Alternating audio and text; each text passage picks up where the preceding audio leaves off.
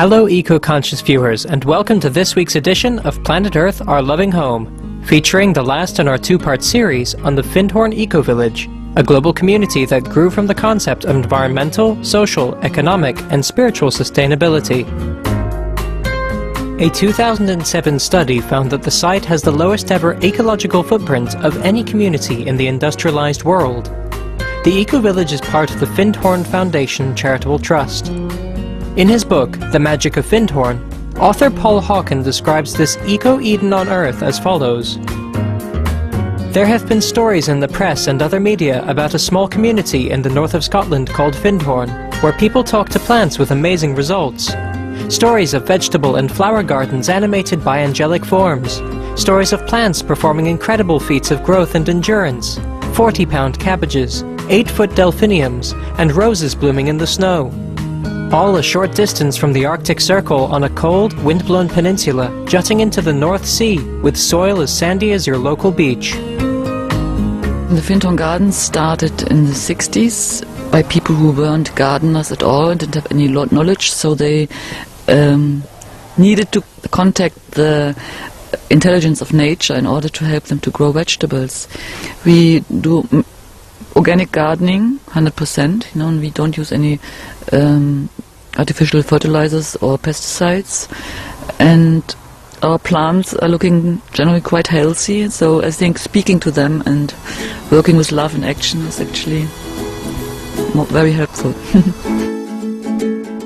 We now join Miss Hansman as she takes us to one of the main centres of organic vegetable production in the Findhorn Eco-Village, the Kallern Garden, which helps to fill much of the community's tempered vegetable requirements, as well as supply 140 individual households.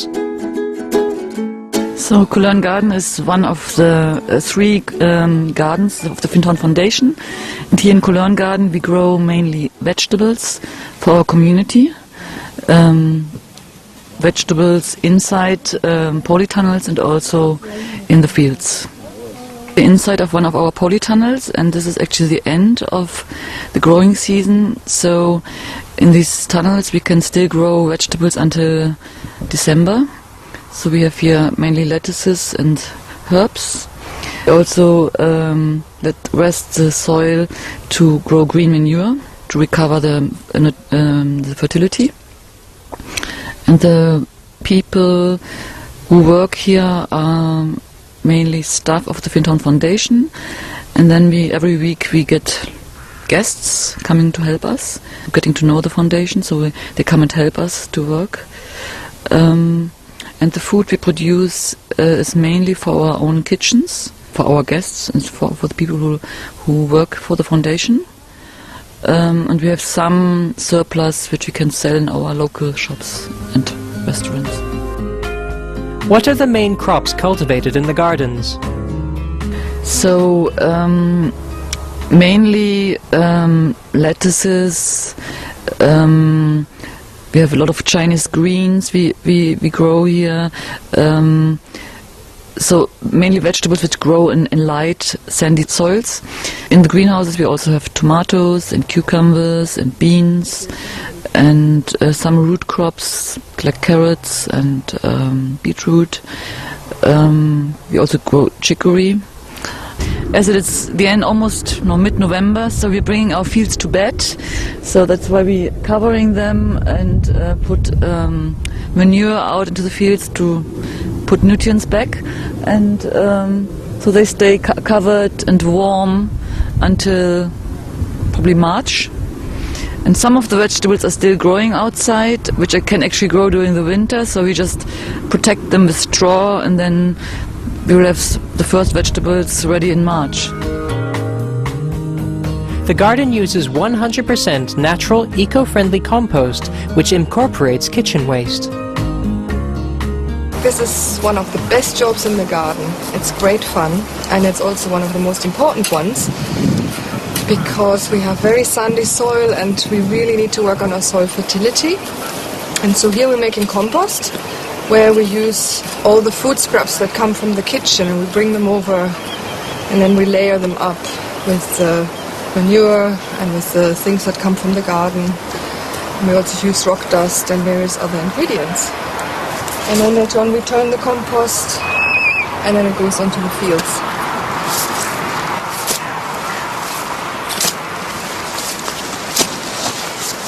So it's ground up rock that we're using to remineralize the soil, and the worms also love it a lot. It's really good to add into our fields, and first to add to the compost.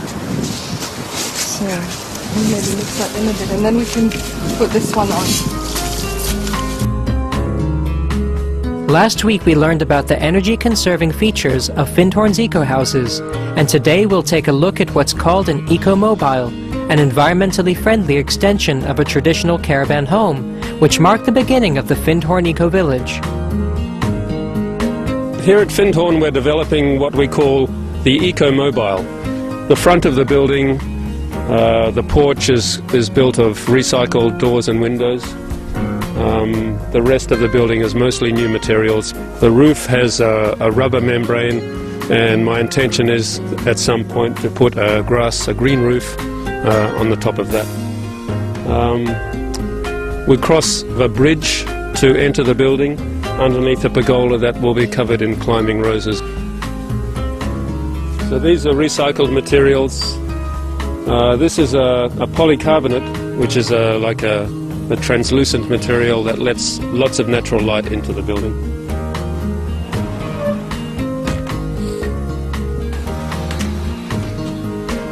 In the porch here we're growing tomatoes. Inside the dwelling the emphasis is on a kind of a minimalist aesthetic. It's designed and constructed along minimalist lines.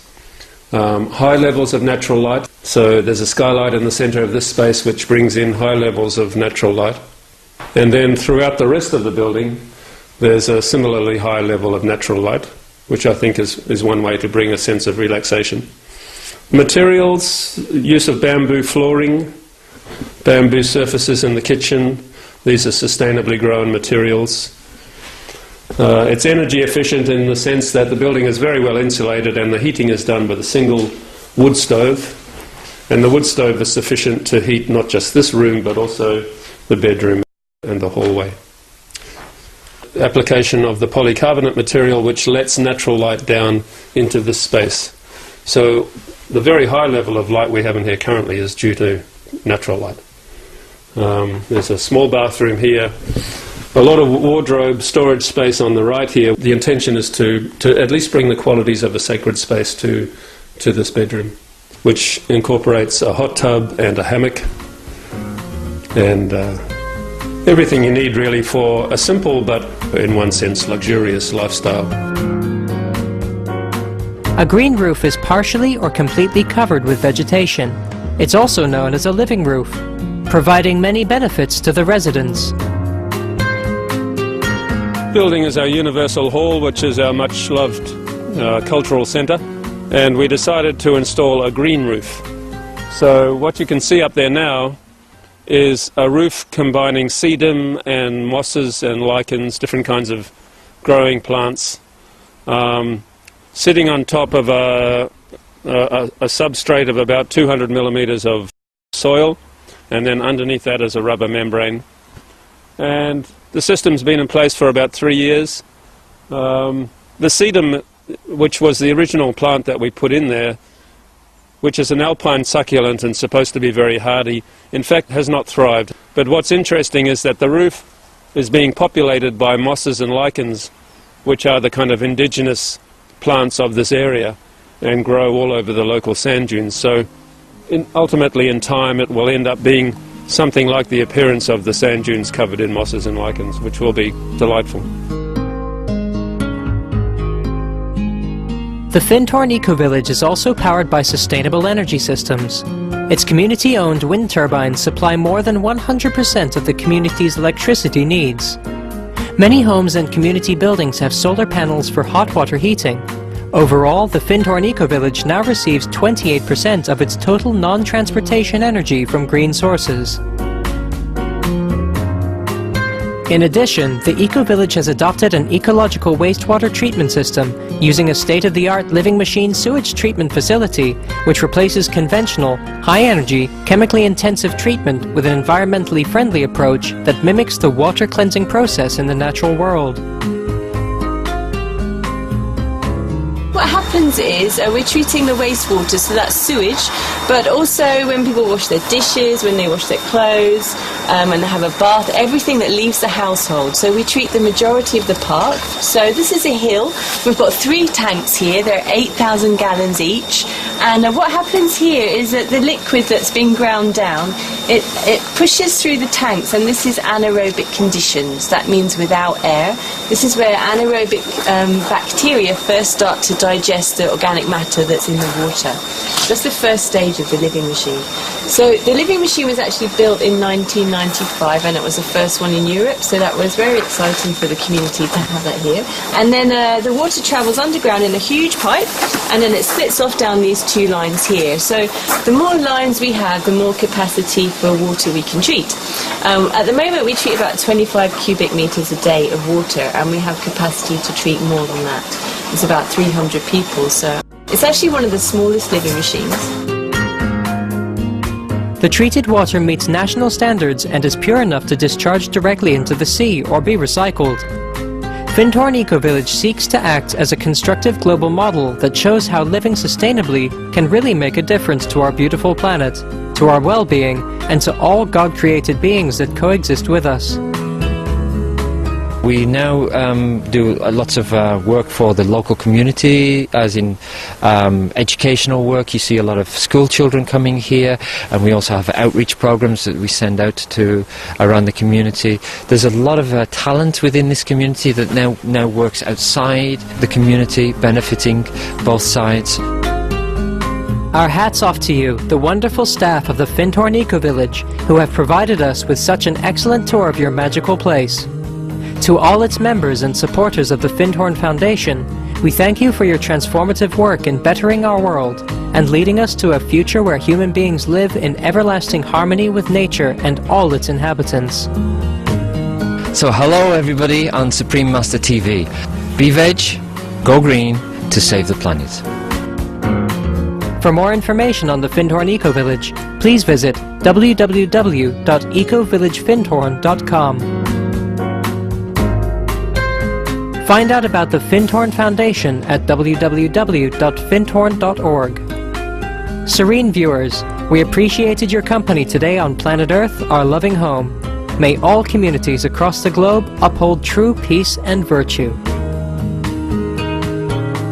For more details, please visit www.suprememastertv.com/PE.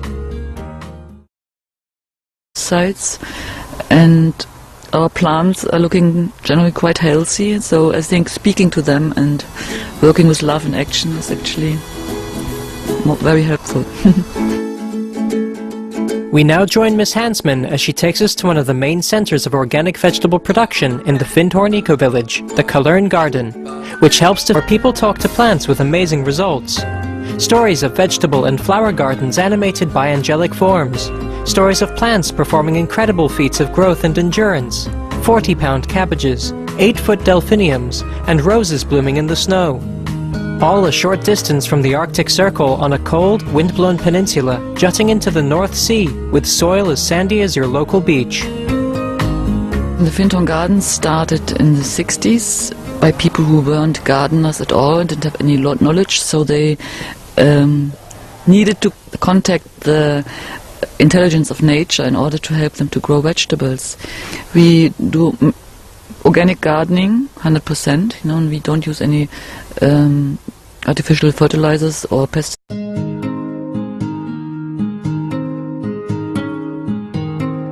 Hello eco-conscious viewers, and welcome to this week's edition of Planet Earth, Our Loving Home, featuring the last in our 2-part series on the Findhorn Eco-Village, a global community that grew from the concept of environmental, social, economic, and spiritual sustainability. A 2007 study found that the site has the lowest ever ecological footprint of any community in the industrialized world. The eco-village is part of the Findhorn Foundation Charitable Trust. In his book, The Magic of Findhorn, author Paul Hawken describes this eco-Eden on Earth as follows. There have been stories in the press and other media about a small community in the north of Scotland called Findhorn.